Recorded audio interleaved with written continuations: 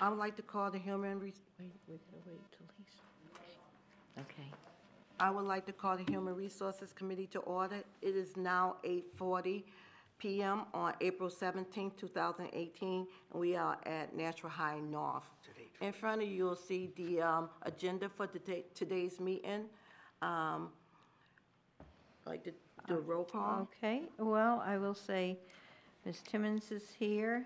Ms. Van Driver might arrive.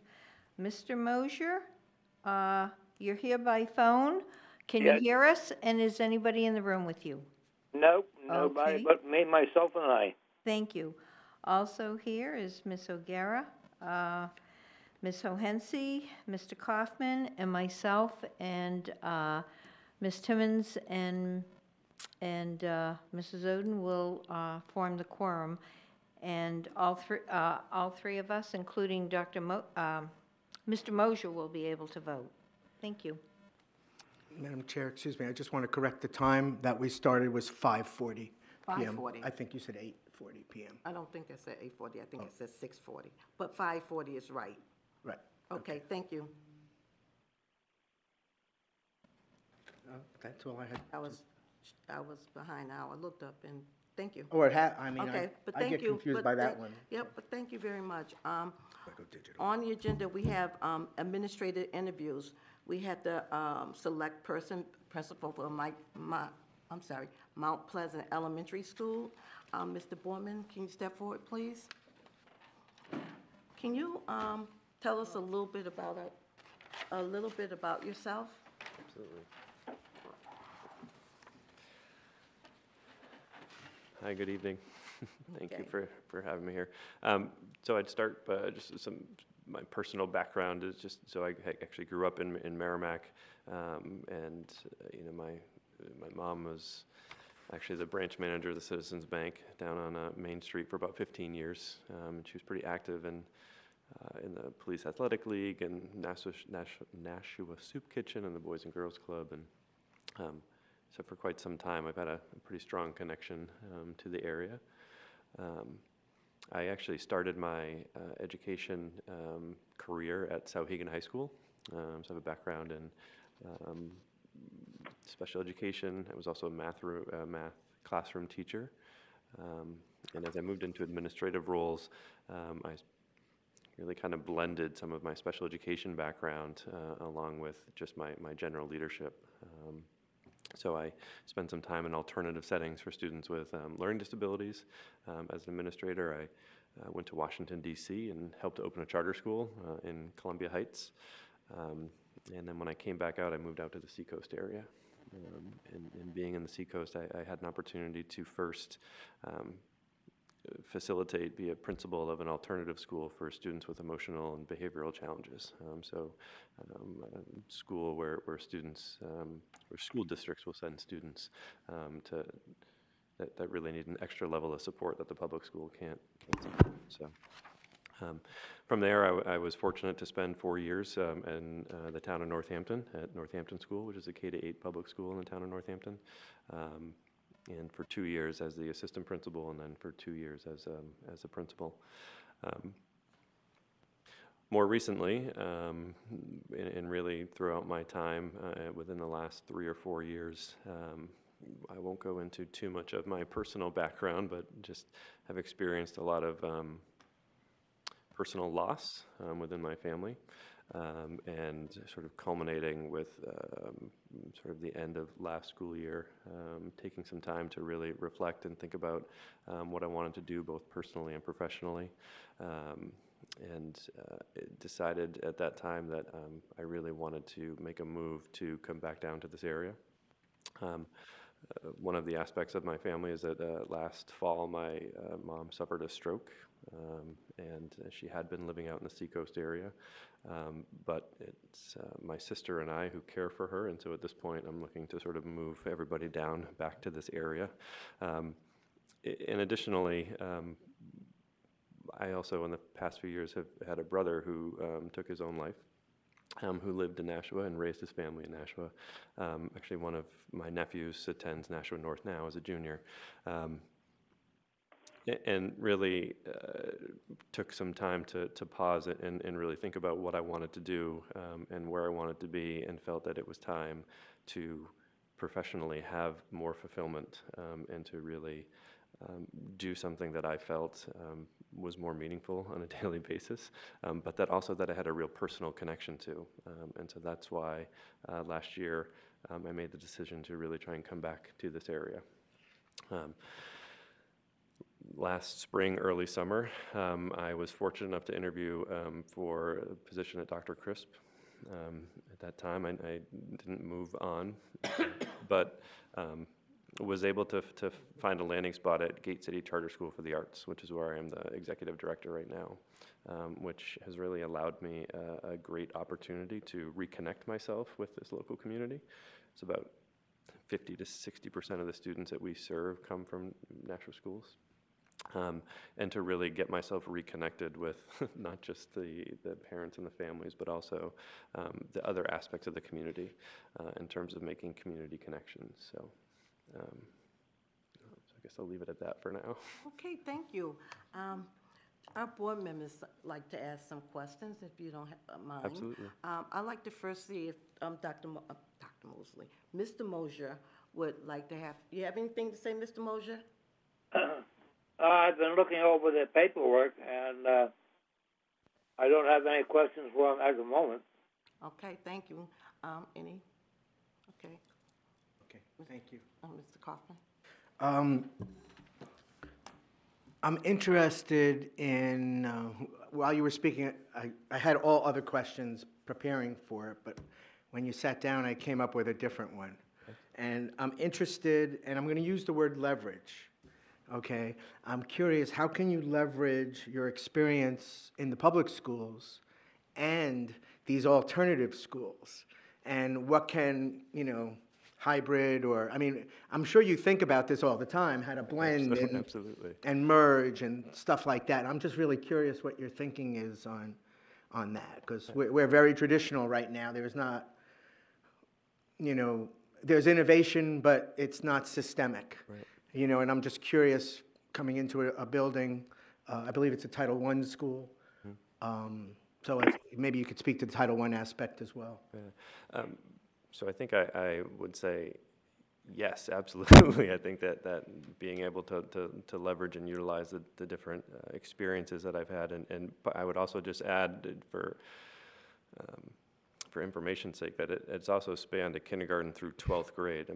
Part of my teaching experience and also in the opening the charter school in Washington, D.C. was a high school level. So I think that what it does is it allows me to really have an understanding and be able to work directly with, well, I guess I'll start with the students. So that walking into any situation, while I certainly would never claim to have had all the experiences, and every day we run into things that we've never seen before, but can truly appreciate walking into Mount Pleasant School and a student who is really struggling on any particular day, and to be able to walk in and be able to handle and manage that situation along with the teacher, because I've had that experience in working with that student, and students who maybe even have experienced those kind of emotional or behavioral challenges at a more extreme or more intense level.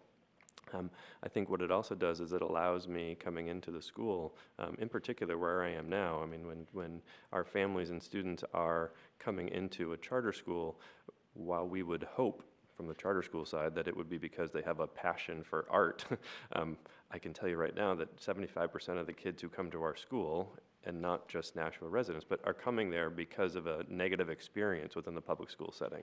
So I think that's the real leverage that I have at this point, is that I have some concrete knowledge directly from parents and directly from students themselves about what they feel like was a challenge for them in the public school setting. And I'll be honest that a lot of that is sort of my own personal passion as well, that most of the time what we hear is students who are highly anxious for a number of reasons. Students who, maybe felt that they had experienced bullying, and that's a pretty broad category and topic. You have parents and families who have, they themselves have just, have had negative experiences within the school system, and so they have a past traumatic experience that they're just sort of funneling down to their own children. So I think knowing why some of our families are choosing to go other places allows us to sort of examine what we're doing in our own public schools to say, what is it? why are families choosing to leave? And I'm a proponent to say, even in the best school that we could ever develop, we are always going to have a small percentage of kids and families who are not going to feel like it's a right fit for them. Right? It's sort of fact of life. We can have blue ribbon schools across the district, and we're always going to have a small population that is just not going to sort of fit in with what we're trying to do. But by and large, we should be able to more than adequately meet the needs of our kids and our parents. So I think that what I feel like I can leverage and really bring together is sort of insight from the other side. One of the other questions that was asked of me, and actually during the interview process, had to do with, coming in, and I think it had to do with like managing challenging student behaviors. And it was sort of a joke to say, not a joke, but it was somewhat funny to sort of think about, well, at one time I had sat on the other side of the table to say, that as a school district, like, you should be sending us your kid. Our program is going to help them. And now I can sort of be in the public school setting and say, no, we can keep the kid here because we can develop our own systems. We can develop our own programs, so to speak, to do whatever we need to support those students. I'd like to. We have to limit this to one question and one follow-up. Is this a follow-up question on what he just said? We interviewed them, and we had 2 rounds of interviews. And this is not an interview for the position. He's been selected. So if you have a follow-up question, that's fine. Well, yes, I do. Okay. And it was going to be a statement, then I'll have another Okay. question. So I just Is wanted this to a let, follow-up question, or? this is a statement, and then I have a follow-up question. Okay, can you limit your statement for a couple of minutes? I'm not going to speak at a long time. Okay, thank you. Thank you. We have an hour and a half of a meeting here. We should But, give this gentleman. We're not going to give him an hour and a half. We have other things I to didn't. get to Never on the mind. agenda. So my point to you is, I wanted you to know that the parent-teacher organization at that particular school is very active.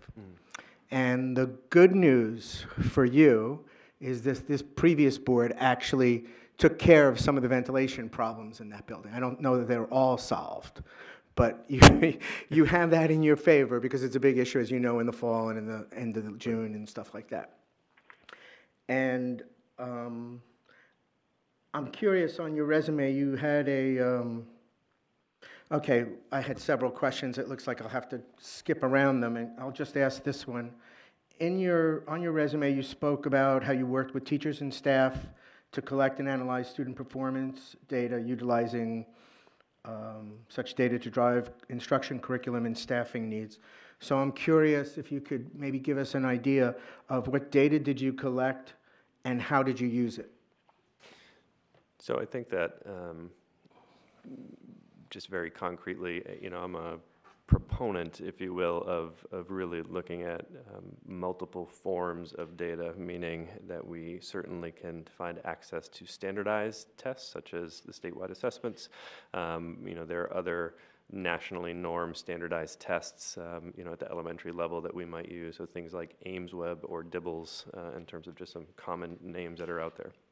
So there's those pieces of data that we would use in terms of being able to benchmark how students are doing, or even just where they're at in the beginning of any school year, and then use that to help us make a decision. I think in my practice at Northampton, and now what I'm trying to instill, even at Gate City, has been that those standardized scores are important, but they only sort of give us one piece of the puzzle and one picture, and that whether it is a a full-blown portfolio type of an assessment, or something that is a modified version of that.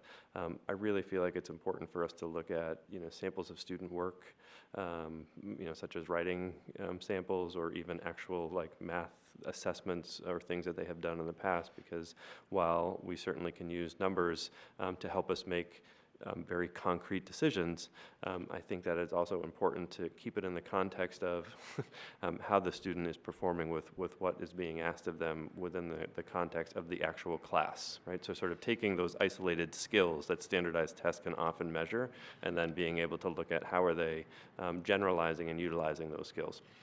So for me, at Northampton anyway, it was really being able to take both of those things. We established a schedule where weekly I attended team meetings. So second grade team, 2 to 3 or 4 teachers, depending upon the year. They had daily, they had common planning time, and at least once a week I met with those teams. And we used that time to talk about specific students and to analyze some of that data. So, and then from there would make decisions based on our own model of intervention, how to move forward, and what specifically we were going to do to support those students. Thank you. Thank you. And yes, Ms. O'Hensley. Thank you. I too would like to welcome you to our district. I have a couple of questions. This week we have legislation about play-based learning in the primary, I think in kindergarten. I don't know which way it's going to go, but it's made it through 1.5 houses so far. And also the issue of boys being more at risk than girls. Just thought maybe you have any ideas on those 2 topics. I think that I would start with the play-based learning. I was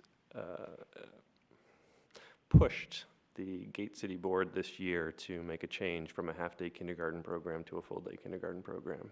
Mm-hmm. And specifically citing for that the importance of structured playtime as well as even just unstructured playtime. So I believe very much so that if we look at our standards, whether it be Common Core or Next Generation Science, whatever the standards are that we're utilizing, that the expectation for incoming first graders is higher than it's ever been. So we know that we need some additional time to ensure that our kindergartners, are having access to and giving an opportunity to get prepared for those standards from an academic content standpoint.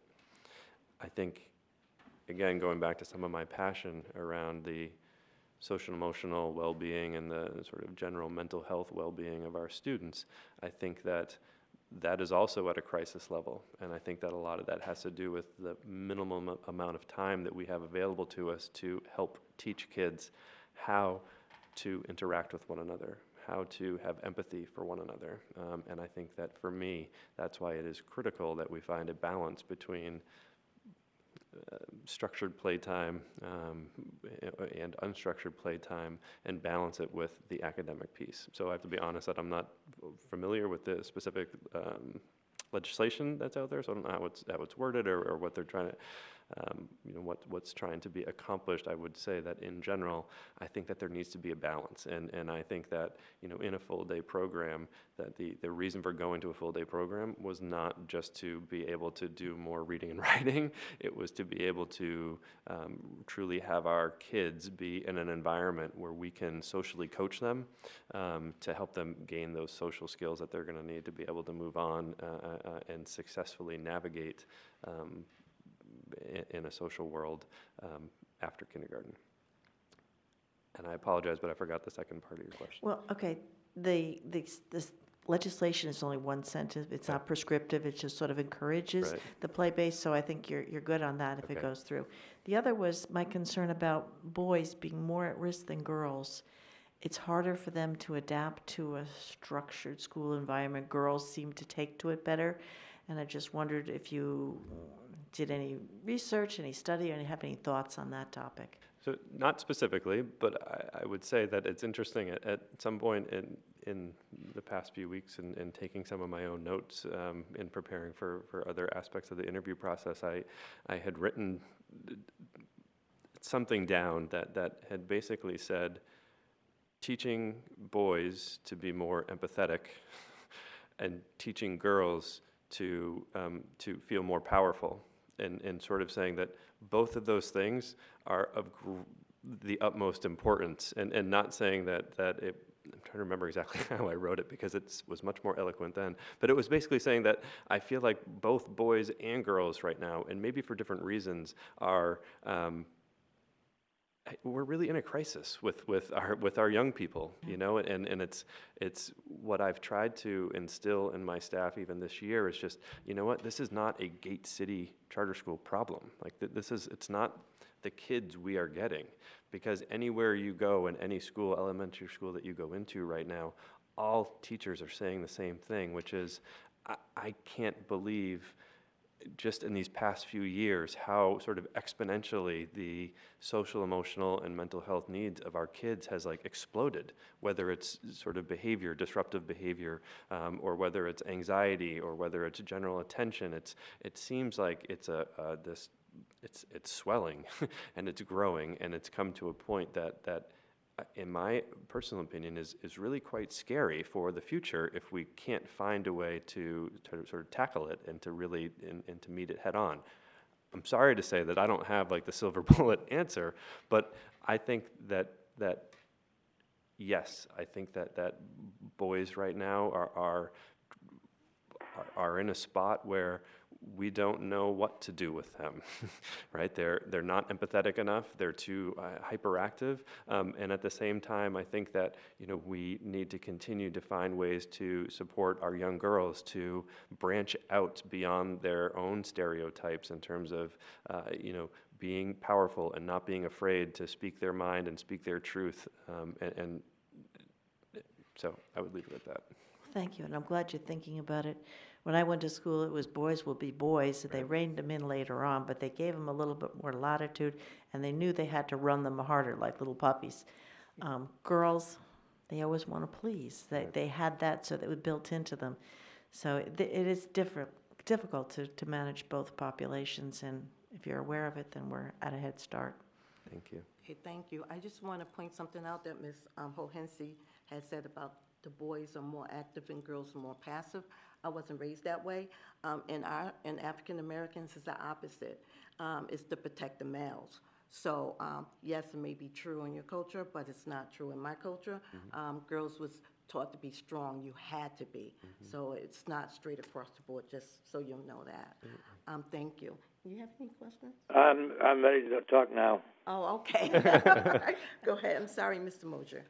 Yeah. First, I'd make a comment, being that my wife is, foreign-born in Cuba in the Latin community.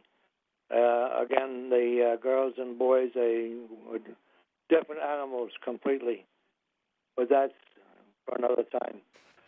My question for our candidate is, not too difficult, I don't think. But I don't believe I've heard anybody ask you about this yet. And I want to know, how would you get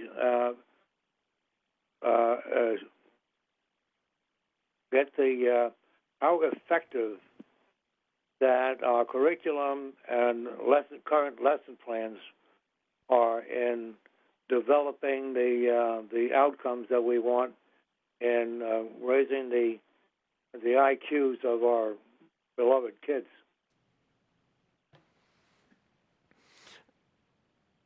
I think that I follow that question. So I think that for me, first and foremost, is that I have a learning curve that I know is ahead of me with regard to within the Nashua School District and in particular within the elementary schools. What are our broad-based expectations beyond what the standards might tell us grade by grade? What are our individual standards and what are our personal standards for the level that our kids achieve?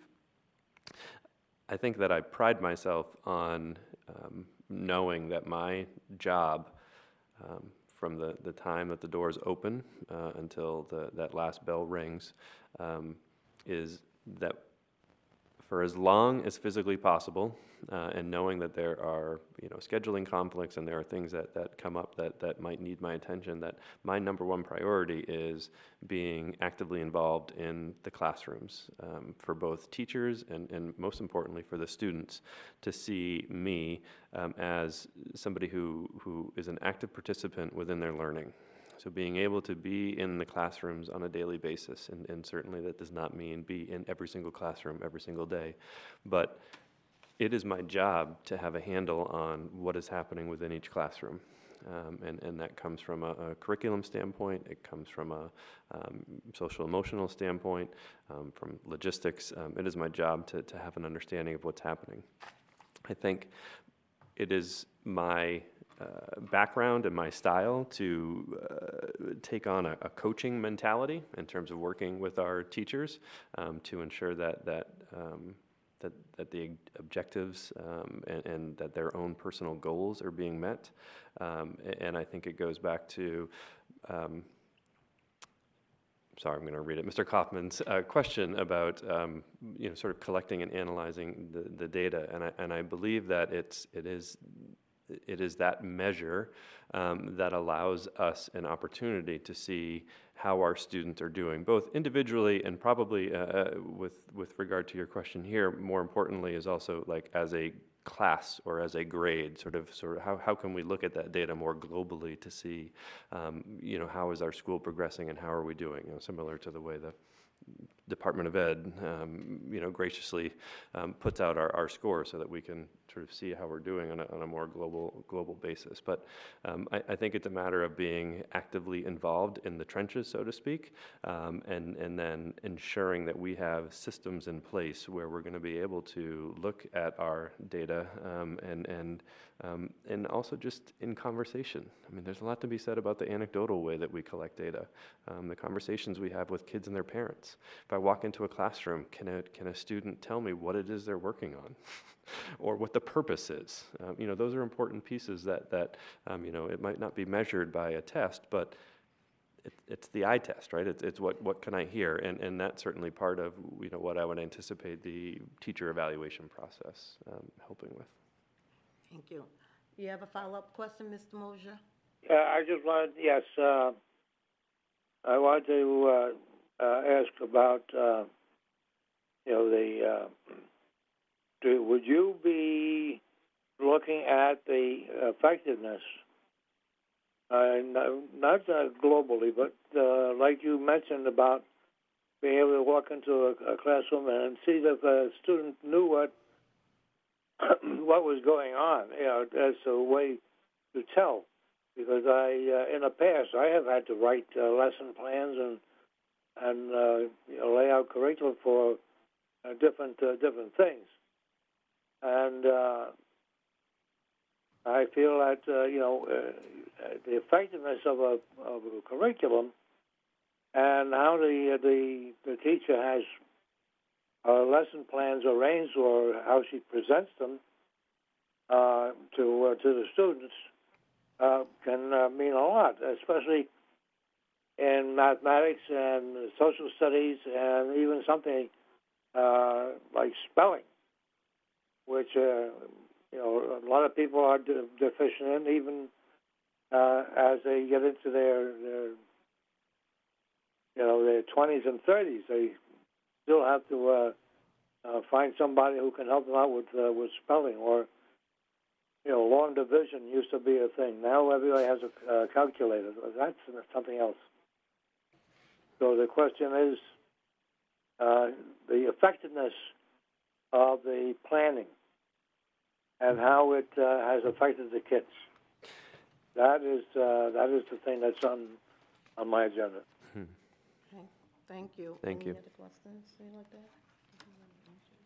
Yeah, I can just speak to it quickly to say, so I mean, I certainly think that, so there is a significant aspect of what you're asking that will be part of the learning curve, because I think that I need to learn more about what the expectations are from the standpoint of what is our teacher appraisal process. You know, what is it? What are our daily expectations? I would say in previous settings, I have not had an expectation that every teacher would need to have, daily lesson plans, that they would show me. But I have had teachers who, through our evaluation process, that was something we did require, because some of the feedback that, we shared with them was, it does not seem like you are well planned out. It doesn't seem like you have, the scope or the sequence, really mapped out. So we do need to take that step back and go to a more structured aspect of having kind of daily lesson plans. But what I would like to be the environment is that there's a little more autonomy. Now, that being said, just like I should be able to walk in and ask the kids what they're working on, I should be able to walk into a classroom and ask the teacher, well, what's the point of what you're doing, right? Like, what is it you are doing, and what is the point? And maybe not right in that moment when they're trying to teach the kids, but in follow-up later, it would be an expectation that they could follow up and say, well, this is what it connects to. These are the standards that it relates to. But I would see, my hope would be that those are things that are coming much more naturally, and that it is not something that needs to be entirely structured. That being said, I do think that there's a place to have that structure when need be. Oh, thank you. Yes, I'd like to give you just an idea of an exercise in lesson plans. Write a lesson plan that explains how to tie your shoe. Okay, Mr. Mosier, we got your message, but right now we have to move on because we're running out of time. So any one of you two? Yes, Ms. Porter? Okay. Hi, my name is Susan Porter. I'm very happy to meet you. Thank you. I worked at Mount Pleasant for 28 years. I just retired in June, so I'm thrilled to have welcome you to our school. Congratulations. I like what I'm hearing. I like that you're going to be in classrooms all the time, how you're going to work with test scores and see kids as a whole student. What I'm interested in knowing is how do you deal with kids who are in crisis? Because this is not just Mount Pleasant. We have this happening all the time. And kids who are in crisis are not in crisis just once or just for 5 minutes. It's a long-term thing, and it goes, unfortunately for them, can be for years. Right. So what would you say about kids in crisis?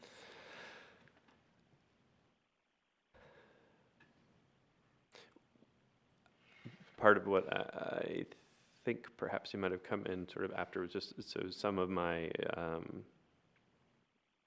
personal feeling and I guess professional feeling that in general that our students' mental health is sort of the utmost priority, right? That in my own observations, and I've talked with my current staff about it and have seen it time and time again, that everybody feels like it's just their school that it's happening to, but it's not. It's happening everywhere, whether it's anxiety-based, whether it's attentional-based, whether it's something more severe, that our kids' mental health is at a crisis level. So in working with students who are in crisis, I think there's a few different levels. If the student is literally in crisis in the moment, one of the things that I have certainly learned, and I use this phrase in our interview, but have also used it in my own training, is that we need to be the thermostat and not the thermometer, right? So we need to allow ourselves to be that constant, I would say 68 degrees, and put it where you want it, but be that constant temperature even when our kids and maybe even our teachers are either escalating or de-escalating or going up and down. So entering into a situation, to me, it's very important that we are able to sort of maintain that boundary. That being said, I think the most important first step is knowing that we are not going to be able to have any meaningful dialogue until the individual has had an opportunity to de-escalate themselves. And that may be something we need to help them do. So there's certainly, even if it's a kid who behaviorally is doing things that seem like it is unimaginable, is maintaining that thermostat mentality and continuing to use positive self-talk with that individual to help bring them back down. But too often, especially in the moment, we get so riled up that we start trying to rationalize with somebody who, in that moment, is not capable of being rational. You know, it's not going to get us anywhere, and is only going to put us into a continuous cycle. Once that is able to sort of draw down, you know, the next aspect is really trying to peel back the layers to find out truly what was it that initiated this, this incident. You know, is it a self-fulfilling prophecy? You know, is it something that the student is coming in with, or is it one very specific incident that they just didn't know how to handle? So the answers to those questions are going to sort of send us down some different pathways. You know, if it's one particular incident, then, you know, that's something that we can probably more easily manage to sort of go back and fix it and process it and learn from our mistakes. If it's a repeated pattern, if it's something that's continuing to happen, you know, now is when we really need to think about what other supports do we need? What are our community partners? How do we have the family involved in being supportive in that way? You know, I've talked about doing, you know, family kitchen table counseling, right? Like literally, how do we need to just go to the house and sit at the kitchen counter with your kitchen table and you know, try and do this in a collaborative way? So I don't know. No, that's good. Thank you very much. Welcome. Thank you very much. Ms. Odom? Congratulations Thank and you. welcome to the Nashua School District. Can you probably have been asked this in previous interviews, but could you just give us a small synopsis of what your entry plan will look like Absolutely. going into Mount Pleasant? Thank you. And he did answer that question in the interview, but just go right ahead. So I just think wanted to that, yeah, I think it's important because I certainly feel like one of the things that's extremely valuable to me is getting as much insight from those folks who are currently there as possible. So as it works out, actually, Miss Snow and I actually have a good relationship. We took graduate classes together. Her kids are just a few years younger than me, and we went through the Merrimack school system together. So there's a connection there, and there's a level of comfortability, which is great. That's certainly very helpful in a transition. But, you know, you see it in business. I think they referred to it as a SWOT analysis, right? Like, what are your strengths and weaknesses and obstacles? And I forget what the T stands for. Opportunities and threats. Opportunities and threats. Thank you. Whether it's that particular model or just, you know, more in general, is really trying to find out from individuals, you know, what do you see from your role? And I think this goes back to Mr. Kaufman's question about you know, having all of these different experiences. What can you bring to those back? Well, I think that in a transition is talking to the support staff, the paraprofessionals, talking to the teachers, talking to the administrator, talking to parents who are willing to come in and get from all of those individual stakeholders and all of their lens, what do they see as the strengths and what do they see as the areas that we need to grow? And then really sort of being able to lay those out and try to find where the similarities are and what are the commonalities, and use that to guide us in creating, you know, what are our very specific goals, what things do we need to tackle first. So very specifically over the next few months is you know, luckily Gate City is only, I think, about 2.5 miles, you know, down the road, and you know, I'm afforded some flexibility just given our structure, and so actually coming into the school and spending time before the end of the year, and then doing what I can over the summer to continue to meet with staff and just learn as much as I can. Okay, Thank you Thank so you. much. thank you, Ms. Odom. I do have one other thing, and you can leave. Our time is up, Mr. Kaufman, so I'm just going to make a statement, and then we're going to have to let Mr. Borman leave. Thank you. One of the things that, I have 2 kids over at Mount Pleasant, 2 grandchildren. I'm very close to them. But the community, you're going to have to be out there in the community. You cannot just be a face in the school. I find that a lot of people don't know what's going on with the children because they don't know the community. So I would like to see you out there in the community because I am. So if you out there, I'll see you. Okay? And thank you very much. Thank you, I appreciate Okay? it. I think that's it. Thank you very much. Thank you, thank you. Yes, I'd like to make a motion to accept this candidate, Mr. Mosier, for the position at Mount Pleasant. I say yes. Okay, Ms. Oldham? Yes, can you, can you read this so it has the Okay. salary in it? Okay. The nomination for Richard Borman, principal at Mount Pleasant Elementary for the 2018-19 school year at an annual salary of $94,625. I'll second it. Okay. So it's only yes for me and Mr. Mosier? Yes. Yes for, We asked this to be roll call. Mr. Mosher? I say yes. Okay. yes. Ms. Timmons? Yes. And Ms. Soden would say yes. It's approved. Motion passes. Thank you very much. Right.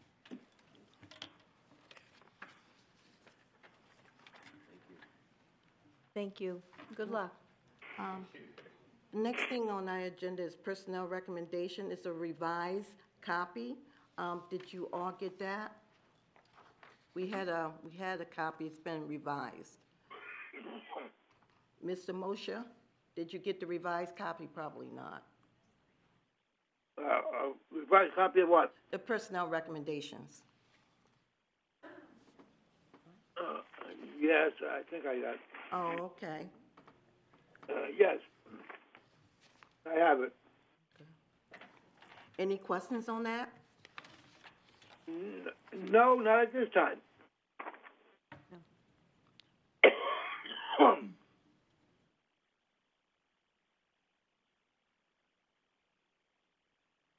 Do you have any questions? No, I'm set. So if it's any, if it's not any questions, Ms. O'Hensy, do you have any questions on that?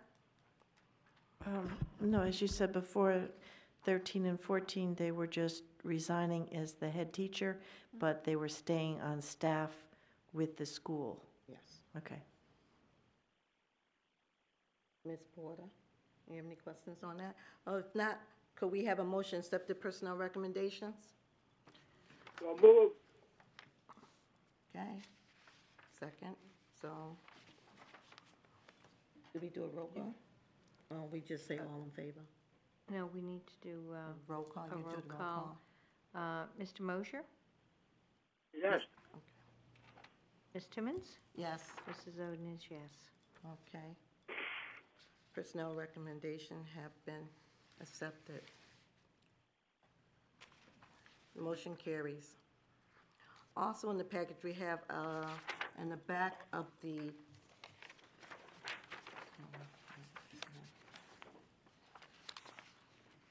administrative recommendation.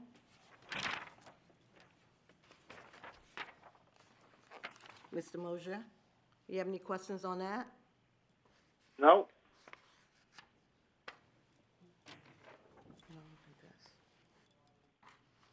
Oh, that's, the coaches, that's already in the, that's already- That's included in what Okay, we so just that's already voted on. included. Okay, then everything is done. The nomination for Mark Flannery, boys basketball, Elm Street Middle School for the year 2017 and 18 school year at $1,954. It's already been passed. So that ends. I have a question. Yes. When we hired the principal for Nashua North, the board got the email of the time and the place for those interviews. We didn't get it this round with Mount Pleasant principal. Are we going to continue with that? Because that is the policy GCF, and it wasn't followed this time. Yeah, I'll take a try at that. So the policy, the board policy, BDEB, says that the HR chair is the one board member who sits on Yeah. the interviews. Right. So we notify the HR board chair or the designee if Gloria Timmons cannot make it.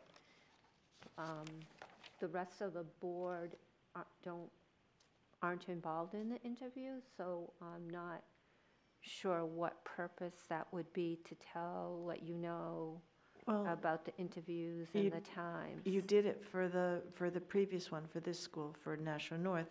And policy GFC says during the hiring process, number one, board members may request to review copies of resumes and credentials of all candidates. Doesn't say committee members, says board members. And then it also says that all board members will be informed of the date and time of all interviews.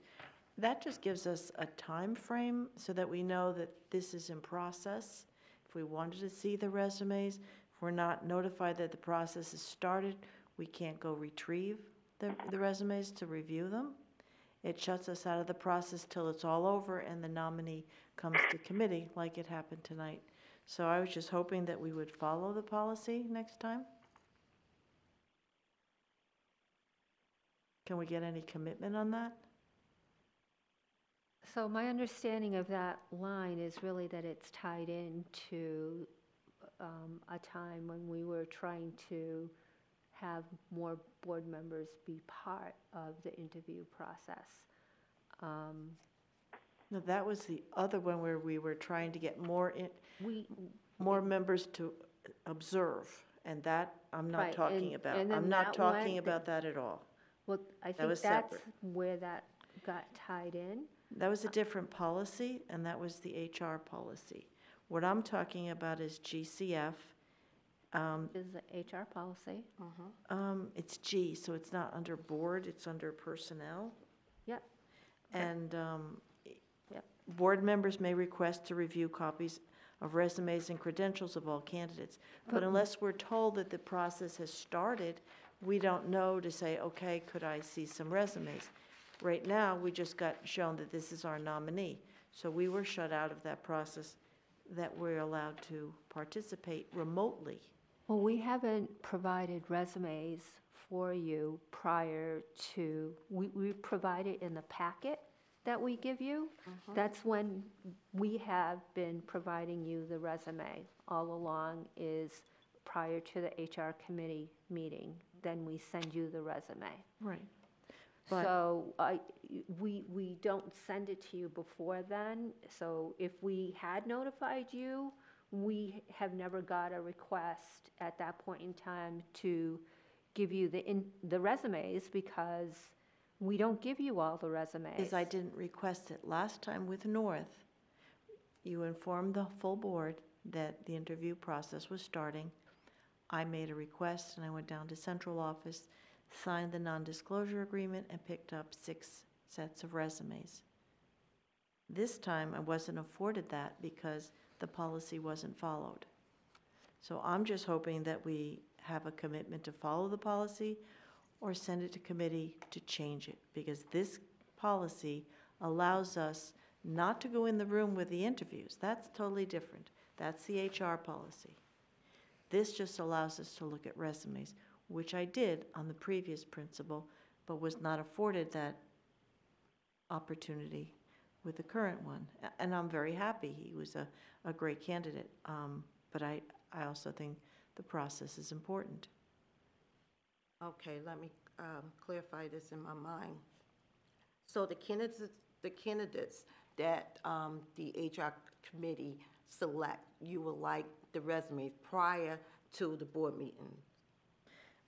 Right Because here- you have been getting them prior to board meetings. So Yes, so I got one. And here it says, I will be able to review copies of resumes and credentials of all candidates.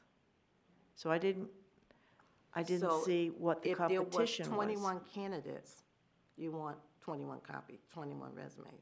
If we were so lucky, last time for a high school position, it was 6. This is an elementary school. I don't know how many there will be in advance.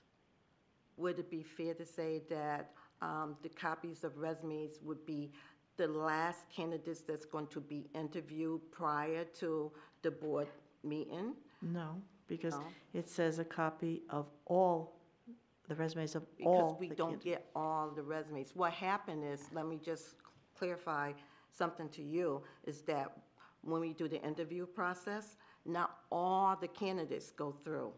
So the ones that you want to go, that went through, is the ones that you want to see. I just want to clarify that. Well, we went through the superintendent hiring process, so I think the board, the older members of, are, the longer-serving members on the board understand the process. You get the interviews, they're called for who qualifies, whose application was complete, and then they're called again in terms of who we're going to interview. But all the candidates that are moving forward, I mean, it's more than one, that we should be allowed to get those resumes, and we can, you know, decipher. Only one went through, and that's the one you got. I'm not clueless. I mean, I know you like to think that I might be clueless, but I'm not. I'm not saying So you're I'm clueless. I'm I'm just just saying to reading. you is that you got the resume prior to the board meeting, everyone did. And this is the candidate. He's already been interviewed and selected by the HR committee, the team. So what you got is what is presented in front of you, which is a resume, Right, okay? okay. But perhaps you could take this for a legal opinion? Okay, yes. Because then we don't have to argue about it? I think we'll do just that. I think that would be helpful. Yep, thank you. Is there a motion on the I floor have to a adjourn? Point of order, I'd like to ask Yes. a question regarding this. So I had asked for the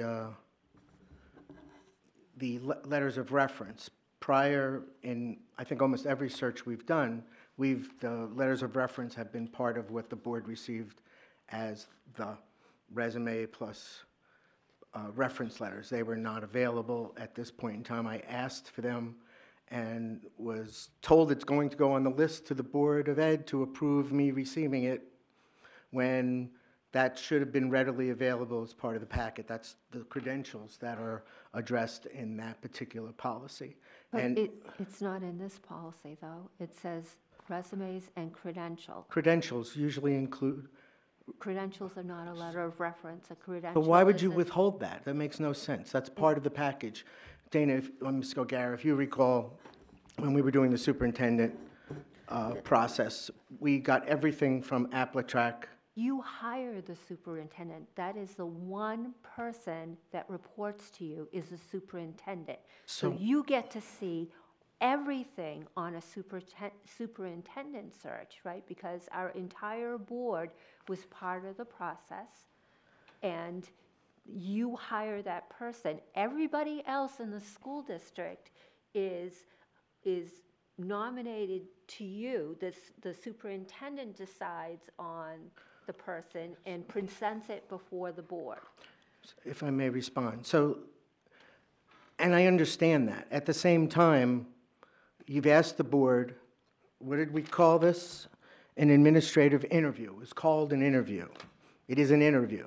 Interviews have questions. And you asked. And, the excuse me, questions. please don't interrupt. Don't interrupt, do not do that. I'm not I was playing that. speaking and I'm you going interrupted to- me. I'm going to shut the meeting down if you keep it up. Don't use that tone with me. Please do not. Use Please don't that type of- interrupt.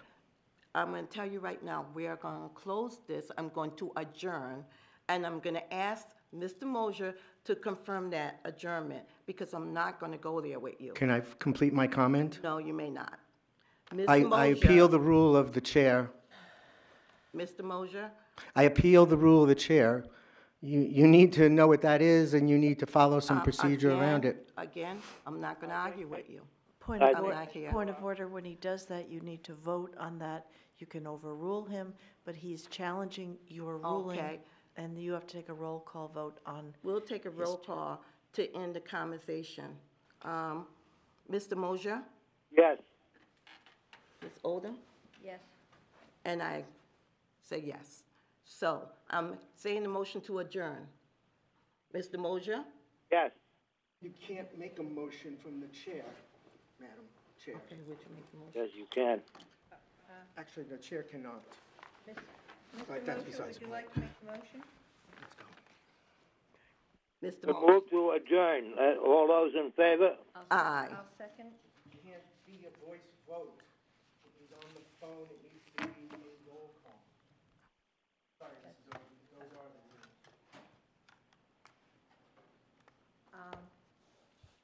Motion, we need a roll call to adjourn. We have a motion made by Mr. Mosher, seconded by me to adjourn.